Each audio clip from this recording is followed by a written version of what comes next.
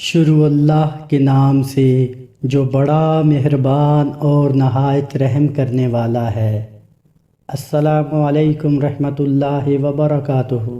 عزیز دوستو، جب غم ڈیرا ڈال لیں، جب پریشانیاں ختم ہونے کا نام نہ لیں، جب تکلیفیں اور مصیبتیں حاوی ہو جائیں، ایسے حالات میں نبی کریم صلی اللہ علیہ وآلہ وسلم نے ایک بہترین جامعہ دعا تعلیم فرمائی ہے۔ نبی رحمت صلی اللہ علیہ وآلہ وسلم فکر مندی اور غم سے نجات کے لیے یہ دعا پڑھا کرتے تھے۔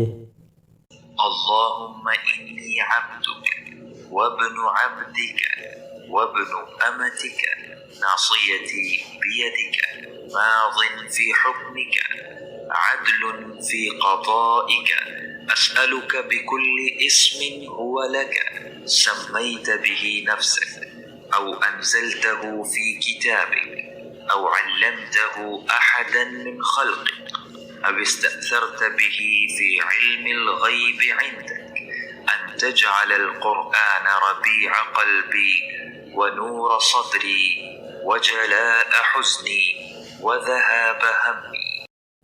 اے اللہ، یقیناً میں تیرا بندہ ہوں اور تیرے ہی بندے اور تیری ہی کنیز کا بیٹا ہوں۔ میری پریشانی تیرے ہی ہاتھ میں ہے، مجھ میں تیرا ہی حکم جاری و ساری ہے، میرے بارے میں تیرا فیصلہ مبنی ہے انصاف پر۔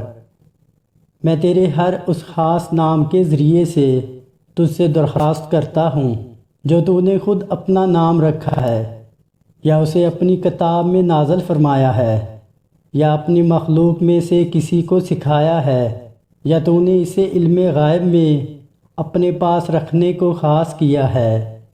میں درخواست کرتا ہوں کہ تو قرآن مجید میرے دل کی بہار بنا دے اور میرے سینے کا نور، میرے غموں کا علاج اور میری فکروں کا تریاق بنا دے۔